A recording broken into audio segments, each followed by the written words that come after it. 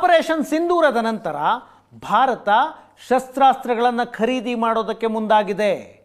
50,000 ಕೋಟಿ ಮೌಲ್ಯದ ಶಸ್ತ್ರಾಸ್ತ್ರಗಳನ್ನು ಖರೀದಿ ಮಾಡುವ ನಿರ್ಧಾರಕ್ಕೆ ಭಾರತ ಬಂದಿದೆ.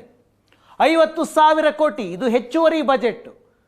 ಭಾರತ 2025-2026ನೇ ಬಜೆಟ್ನಲ್ಲಿ 6.8 ಲಕ್ಷ ಕೋಟಿಯ ಡಿಫೆನ್ಸ್ ಬಜೆಟನ್ನು ಮಂಡನೆ ಮಾಡಿತ್ತು, ಮೀಸಲಿಡಲಾಗಿತ್ತು. 6,80,00,000 ಕೋಟಿಯ ಬಜೆಟ್ ಅದು. ಅದರ ಜೊತೆಗೆ ಆಪರೇಷನ್ ಸಿಂಧೂರದ ನಂತರ 50,000 ಕೋಟಿಯ ಶಸ್ತ್ರಾಸ್ತ್ರಗಳನ್ನು ಖರೀದಿ ಮಾಡೋದಕ್ಕೆ ಭಾರತ ಮುಂದಾಗಿದೆ.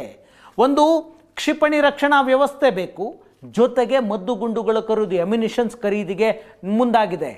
S-400 ಈಗ ಭಾರತದ ಬಳಿ 5 S-400 ರಷ್ಯಾದಿಂದ ಖರೀದಿ ಮಾಡಲಾಗಿದೆ. ಇನ್ನೂ ಸ್ವಲ್ಪ S-400ಗಳು ಬೇಕು ಅಂತ ರಷ್ಯಾದ ಜೊತೆಗೆ ಚರ್ಚೆ ಆಗ್ತಾ ಇದೆ. S-400ನ ಸಂಖ್ಯೆಯನ್ನು ಜಾಸ್ತಿ ಮಾಡಬೇಕು, ಯಾಕಂದರೆ ಥ್ರೆಟ್ ಜಾಸ್ತಿ ಆಗ್ತಾ ಇದೆ. ಒಂದು ಪಾಕಿಸ್ತಾನದ ಕಡೆಯಿಂದ ಥ್ರೆಟ್ ಇದೆ, ಮತ್ತೊಂದು ಚೀನಾದ ಕಡೆಯಿಂದ ಥ್ರೆಟ್ ಇದೆ. ಜೊತೆಗೆ ಮಧ್ಯದಲ್ಲಿ ಬಾಂಗ್ಲಾದೇಶ ಅನ್ನುವ ಮತ್ತೊಂದು ವೈರಿ ದೇಶ ಪಕ್ಕದಲ್ಲಿ ಹುಟ್ಕೊಳ್ತಾ ಇದೆ. ಆ ಕಾರಣದಿಂದಾಗಿ ಮತ್ತಷ್ಟು S-400 ಖರೀದಿ ಮಾಡುವ ನಿರ್ಧಾರಕ್ಕೆ ಬಂದಿದೆ. ಜೊತೆಗೆ ಒಂದಷ್ಟು ಅತ್ಯಾಧುನಿಕ ಕ್ಷಿಪಣಿಗಳನ್ನು ಖರೀದಿ ಮಾಡುವ ನಿರ್ಧಾರವನ್ನು ಭಾರತ ಮಾಡ್ತಾ ಇದೆ.